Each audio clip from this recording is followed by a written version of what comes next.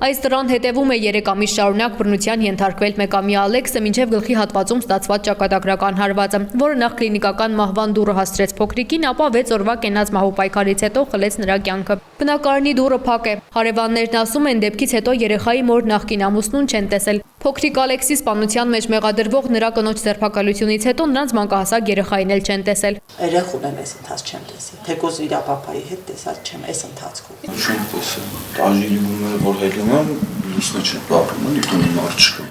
3-ամյա տղայի մանկասայլակը դեռ շքամուտքում է, հարևանները սակայն նշում են սոցիալական ծառայության աշխատակիցները երեխային հենց դեպքի օրն են տարել, ասել են ապահով վայր կտեղափոխեն նրան։ Քանաքեր Զեյթուն վարչական շրջանի ղեկավարի աշխատակազմին դիմեցինք տեղեկությունը ճշտելու, խնդրեցին գրավոր հարցում ուղարկել։ Շենքում պատմում են ընտանիքը շուրջ 1 տարի վարձով էր ապրում բնակարանում։ Հարևաններից որևէ մեկի հետ շփում որպես այդպեսին չեն ունեցել։ Մի քանի անգամ հատս ձեն լսել ենք գոռոց մորոց դեմի տուն այլիսի։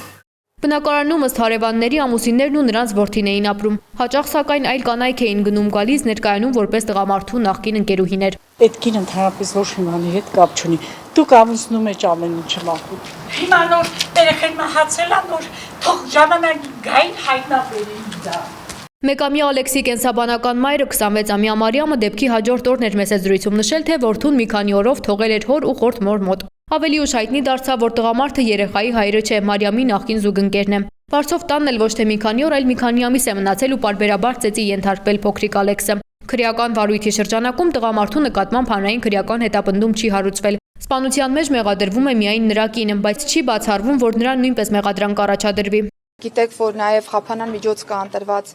անձի նկատմամբ շարունակում ենք աշխատանքները, որպեսզի նաև ընտանիքի մյուս անդամներին վերաբերելի, այո, իրավիճակներին եւս նաև իրավական գնահատական որպես այդպեսին կարողանանք տանք, այո, ինչ վերաբերում է Չէ, այս պահին ուղղակի կարգավիճակի հետ կապված հարցեր են ճշգրտման։ Չեմ բացառում, կախված այն տվյալներից, որոնք որ կստանանք։ Հնարավոր էր արդյոք կանխել ողբերգությունը եւ արդյոք համայնքային ոստիկանությունում տեղյակ չէին վարձով այս բնակարանում տիրող մթնոլորտի ու մանկահասակ երեխայի նկատմամբ գործադրվող բռնության մասին։ Ազդակը պիտի գա համայնքից, ազդակը պիտի գա այնտեղի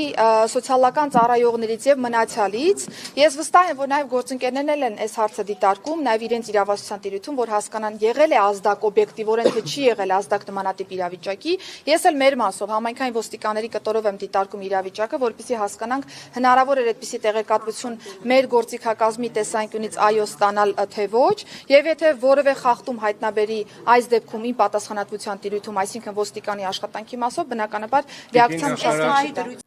Փաստորեն նախարարն ասում է, սա ոչ թե ոստիկանության, այլ համայնքային ծառայողների պատասխանատվությունն է։ Արդյոք մեղավորության սլաքները միմյանց վրա ուղղելու այս պրակտիկայի հետևանքը չէ, որ Ծափաթաղում 3-ամյա Տիգրանի սպանությունից 5 ամիս անց տեղի ունեցավ հերթական ողբերգությունը։ Եվ եթե սոցիալական ծառայողների անգործությունն է պատճառը, ինչպես նախարարն է ակնարկում, ինչու այդպես էլ ոչ ոք պատասխանատվության չի ենթարկվում։ Առայժմ այս դեպքով 2 վարույթ կա։ Մեկով երեխային ծեծելով մահվան հասնելու մեջ մեղադրվում է նրա մոր նախկին ամուսնու ներկայիս կողակիցը։ Մեկ քրեական վարույթ էլ նախաձեռնվել է երեխայի դաստիարակության կամ խնամքի պարտականությունները չկատարելու հոդվածով, որով ենթադրաբար մեղադրանք կարող է առաջադրվել երեխայի կենսաբանական մորը։ Ծառայողական պարտականություններում թերանալու մասով որևէ վարույթ չկա։